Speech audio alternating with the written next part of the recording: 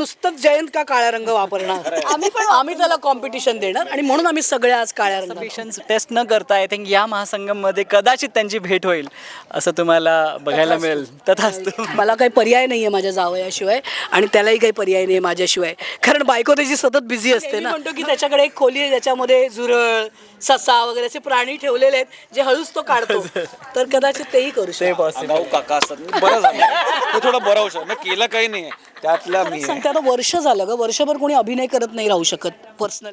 नमस्कार, कलाकट्टामध्ये मी भावना शिंदे तुम्हा सगळ्यांचं मनापासून स्वागत करते. लक्ष्मी निवास आणि कमळी मालिकेचा महासंगम आहे, हे एक निमित्त आहे आणि आज आपण संक्रांत साजरी करायला भेटलोय. खूप खूप स्वागत आहे तुम्हा सगळ्यांचं. कसे आहात? मस्त. आणि तुझं पण खूप खूप स्वागत आहे आमच्या महासंगम मध्ये. Thank you so much. आणि तिळगुळ घ्या आणि गोड गोड बोला. किती छान, मला हे आवडलेलं आहे.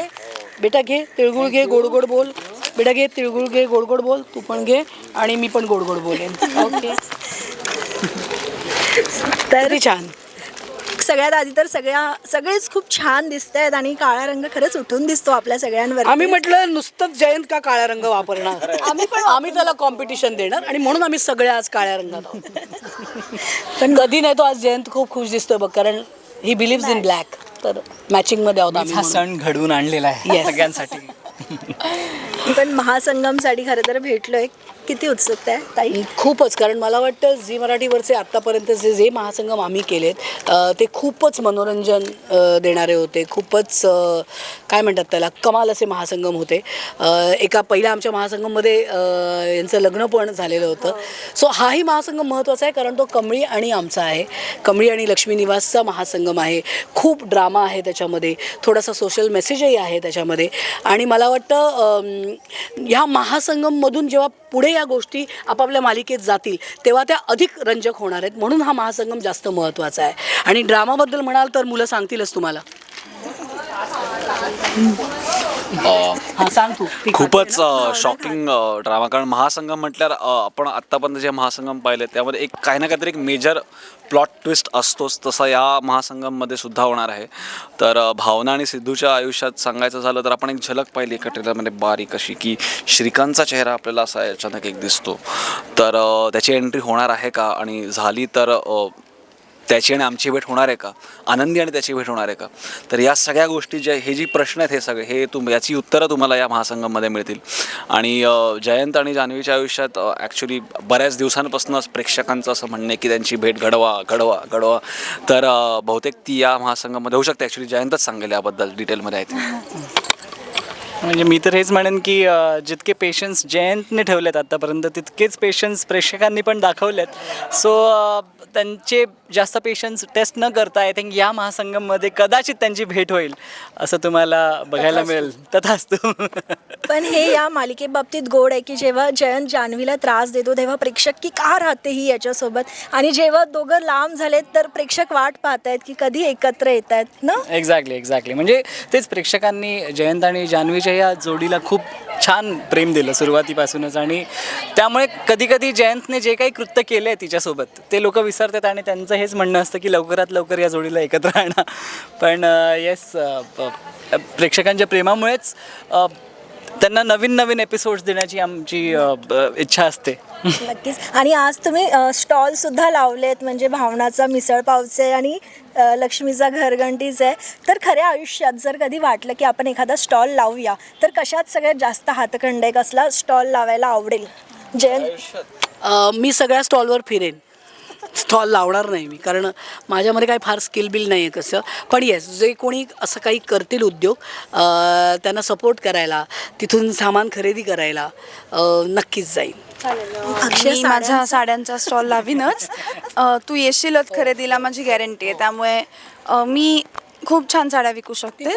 दुकान आहेत स्वतः, तर मी त्याचाच लावीन. तिने लगेच इथे प्रमोट केलेला आहे स्वतःचा व्यवसाय. Yes. आणि येस, तिच्याकडच्या साड्या तिने मला भेट म्हणूनही दिलेली आहे आणि मला खरेदी करण्याचाही योग आलेला आहे. सुंदर साड्या असतात. पुण्यात आहे दुकान. तिच्या पेजवर वगैरे जाऊन तुम्ही तो पत्ता वगैरे जरा बघून घ्या आणि खरेदी करून टाकाल. मकर संक्रांतीच्या काळ्या साड्यांवर डिस्काउंटही मिळू शकेल तुम्हाला, तर पटकन जा. नक्की जा. हा भरजरीला डेक्कनवर आहे, नक्की जा.